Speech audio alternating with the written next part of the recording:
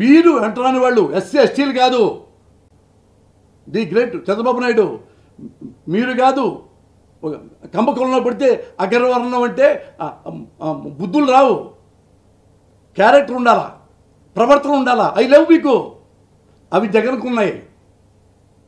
అవి జగన్కున్నాయి, నీకు లేవు. నువ్వు హానెస్ట్ ఫెలో, ఎన్టీఆర్ని చంపావు, 23 ఎమ్మెల్యేలకు ఉన్నాడు. సిగ్గులేదా పురంధేశ్వరి గారు? క్వశ్చన్ చేశావా? 23 ఎమ్మెల్యేలు అతన్ని జగన్మోహన్ రెడ్డి ఎట్టుకుంటారు ఫు అని సిగ్గులేదా అడగలే చంద్రబాబుని?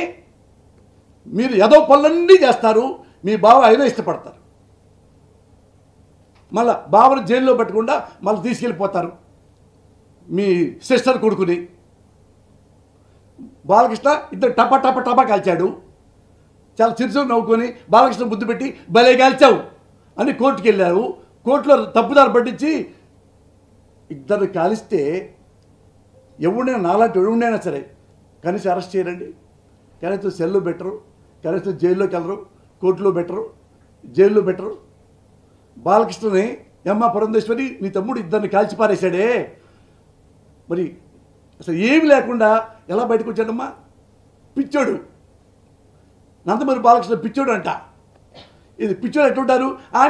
నేను అప్పుడు మా నాన్న మా అమ్మ ఇటంటారే పిచ్చి తిరుగుతా పిచ్చి పిచ్చిగా. అక్కడ పిచ్చోడని మానసిక రోగని కోర్టులు తప్పుదారి పట్టించి డాక్టర్ రిపోర్టులు తీసుకొచ్చి తప్పుడివి శుభ్రంగా ఇంటి ఏ జబ్బు లేక ఇంటికి తీసుకొస్తారా? మళ్ళీ తల స్నానం చేసి మన షూటింగ్కి వెళ్ళిపోతాడా? మీరు రాజకీయ నాయకులా? మీరు ప్రజాసేవకులా? సిగ్గుపడదామండి, సిగ్గుపడదాం. రాంగ్ రూట్లో రాలేదుగా జగన్మోహన్ రెడ్డి.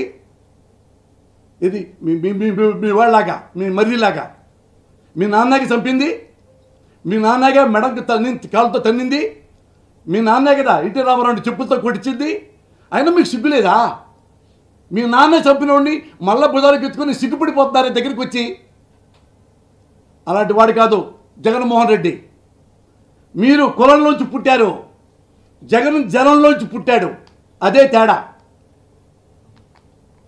ఎప్పుడు ప్రజలు మిమ్మల్ని క్షమించరు, మిమ్మల్ని ప్రోత్సహించరు.